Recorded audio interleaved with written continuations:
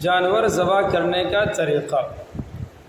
ذبح کرنے کا طریقہ یہ ہے کہ جانور کا رخ قبلہ کی طرف کر کے تیز چھری ہاتھ میں لے کر بسم اللہ اللہ اکبر کہہ کر تیز چھری ہاتھ میں لے کر بسم اللہ اللہ اکبر کہہ کر اس کے گلے کو کاٹیں یہاں تک کہ 4 رگیں کھٹ جائیں، یہاں تک کہ 4 رگیں کھٹ جائیں۔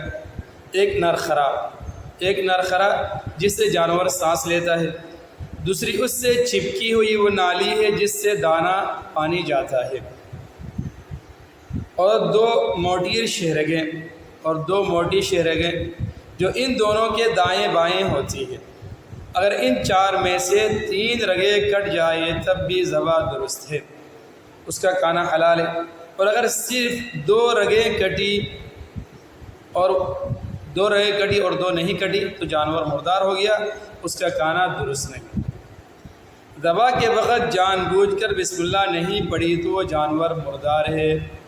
ذبح کے وقت جان بوجھ کر بسم اللہ نہیں پڑھی، اگر جو مسلمان نے ذبح کیا ہو جان بوجھ کر بسم اللہ نہیں پڑھی تو وہ جانور مردار ہے، حلال جانور ہونے کے باوجود، اور اس کا کھانا حرام ہے، اس کا گوشت کھانا حرام ہے۔ اور اگر بھول کر بسم اللہ نہیں پڑھی تو وہ جانور حلال ہے اور اس کا کھانا درست ہے۔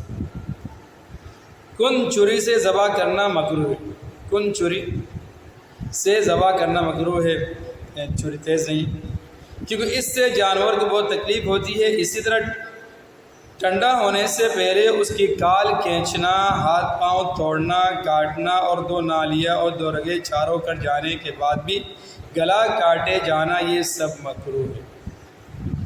ذبح کرنے میں مرغی کا پورا گلا کٹ گیا تو یہ عمل مکروہ ہے، لیکن اس مرغی کا کھانا درست ہے، صرف عمل مکروہ ہے، مکروہ بھی نہیں، یعنی کھانا مکروہ بھی نہیں مرغی کا، یعنی پوری گردن کاٹ دینا مکروہ ہے، مرغی مکروہ نہیں۔ مسلمان کا ذبیحہ بہرحال درست ہے، چاہے عورت ذبح کرے یا مرد، اور چاہے پاک ہو یا ناپاک، یعنی جو ذبح کر رہا ہے وہ پاکی کی حالت میں یا ناپاکی کی حالت میں، ہر حال میں اس کا ذبح کیا ہوا جانور حلال ہے۔